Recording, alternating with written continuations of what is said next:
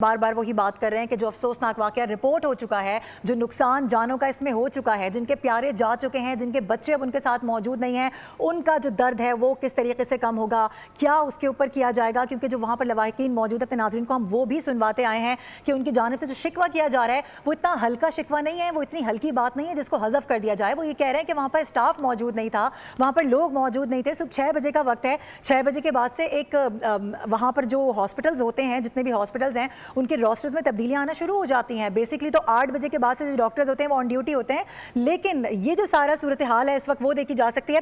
एहतशामुल हक साहब हमारे ज्वाइन कर चुके हैं, हमारा सीनियर पैनलिस्ट, उनसे भी बात कर लेते हैं। एहतशाम साहब, इंतहाई अफसोसनाक वाकया। सबसे पहले तो हम ज़ाहिर है ये बात कर रहे हैं, सुबह से मैं भी देख रही थी, आप भी इस हवाले से गुफ्तगू करते हुए नजर आ रहे हैं। अभी जो रिपोर्ट आई है ना वो बड़ी दिल दहला देने वाली है। सारी वो फाइंडिंग्स हैं उसके अंदर जो हमारे रिपोर्टर्स बता रहे थे, लेकिन हुकूमती ज़राए इसको मानने से इनकारी थे।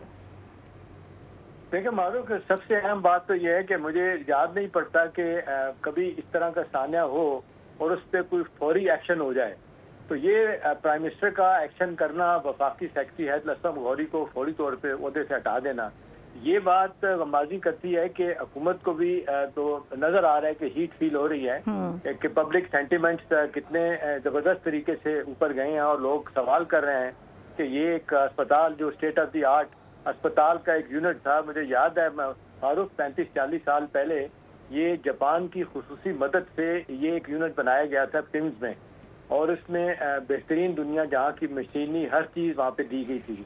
अब उसके बाद ओवर द ईयर जैसे हमारे मुल्क में होता है, कितनी भी अच्छी चीज़ आहिस्ता आहिस्ता मेंटेनेंस नहीं होती, तवज्जो नहीं होती, ख़राब होती चली जाती।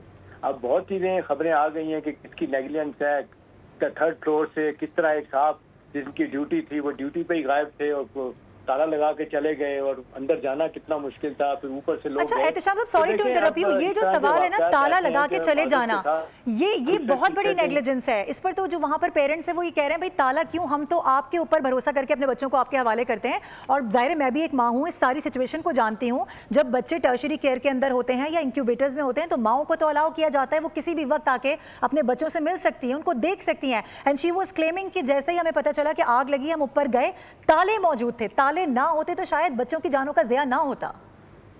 जी मारूफ, यही तो ज्यादा अफसोसनाक और परेशान कुन बात है कि इस तरह की बेइसी, ठीक है माशरे में हमारे शायद बहुत ज्यादा होगी, एपैथी बहुत ज्यादा होगी है, लेकिन वो एक साहब जिनकी ड्यूटी थी, मैं तो हैरान हूँ कि एक अच्छा खासा बड़ा यूनिट होता है इनका बच्चों का, वहाँ पे एक बंदे की ड्यूटी, उसने कहीं जाना था, कोई काम था, कोई किसी सिलसिले में, तो वो कम से कम किसी को बता के जाता कि मैं जा रहा हूँ यहाँ पे।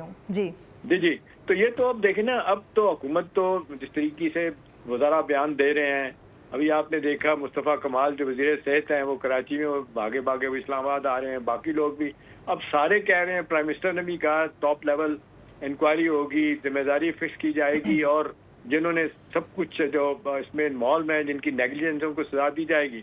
मारूफ, असल सवाल ये नहीं है, असल सवाल ये है कि पाकिस्तान के बारे में कहते हैं इट्स अ हैपनिंग कंट्री। आज एक बड़ा वाकया होता है, खुदा ना खास्ता दूसरे तीसरे ने उससे बड़ा वाकया होगा तो पहले वाकये को लोग भूल जाते हैं। यहाँ पे भी एक ऐसे ही सिलसिला है। आपको याद है जब पनामा का केस हुआ था नवाज शरीफ पे, तो ख्वाजा आसिफ साहब ने कहा था नवाज शरीफ साहब को, ख्वाजा साहब अपना। अच्छा ठीक है, एहतशाम साहब हमारे साथ ही मौजूद रहेगा, सॉरी टू इंटरप्ट यू।